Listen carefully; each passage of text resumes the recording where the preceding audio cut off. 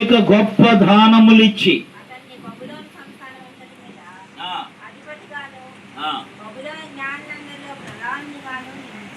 చాలండి.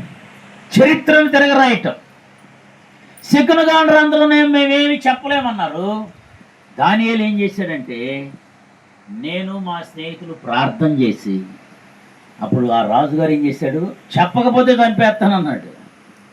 సోది చెబుతాం, చిలక చోటు తీసుకోం, మీ జాతకం మేము చెప్తాం అని వాళ్ళు అంటారు. వాళ్ళ జాతకం వాళ్ళకి తెలవదు. ఏమండి, ఇక్కడ దానియేలు ఏం చేశాడంటే, దానియేలు రాజుగారి కన్న కలే కాదు, ఆ కళ ఎందుకు కన్నాడు, భవిష్యత్తు ఏం జరిగితో కూడా చెప్పేశాడు. హల్లెలూయా చెప్పండి గట్టిగా. దేవుడు కళలను కళభావాలను చెప్పగలిగిన వాడు. రాజా, మీరు దుఃఖిస్తూ పడుకున్నారు, మీరు కలగన్నారు, ఆ కళలో ఇలా రాజ్యాలు 4 వచ్చినాయి, రాజ్యాలు 4 పోడైపోతున్నాయి, తర్వాత బలహీనమైన రాజ్యం వస్తుంది, తర్వాత మీరు చచ్చిపోతారు, ఇవన్నీ జరుగుతాయి, తర్వాత ఏం జరిగితే కూడా చెప్పేశాడు. దేవుని సన్నిధిలోకి వచ్చి గడిపితే మన భూత భవిష్యత్తు వర్తమానాలు కూడా తెలిసిపోతాయి. అందుకే ప్రార్థన చేయాలి ఎక్కువసేపు. దేవునితో ఎక్కువసేపు గడిపితేనే మర్మాలు తెలుస్తాయి మనకి.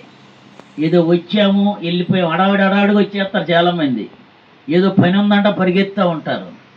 నచ్చే ఇటువంటి వాళ్ళు వెళ్దాం. ఇలా చేసేవాళ్ళు అవసరంలా. ప్రార్థన చేసేవాళ్ళే కావాలి. దేవునితో ఎక్కువ సమయం గడిపేవాళ్ళు కావాలి. ఇక్కడ అంటున్నాడు రాజుగారు, ఇక్కడ చరిత్ర, నా దేవుడు బైబిల్ ఎంత చరిత్ర కలిగిన వాడో అని గర్వపడటమే కాకుండా చరిత్రను సృష్టించే వారిగా ఉండాలంట మనం. నేను చెబుతున్నా, మనందరం చెబుతున్నాం, నేను నమ్ముకున్న యేసు ప్రభు, నేను చదివే బైబిల్ చాలా గొప్పదని చెప్పడమే కాదు, మన చరిత్రను తిరగరాసేవాళ్ళలాగా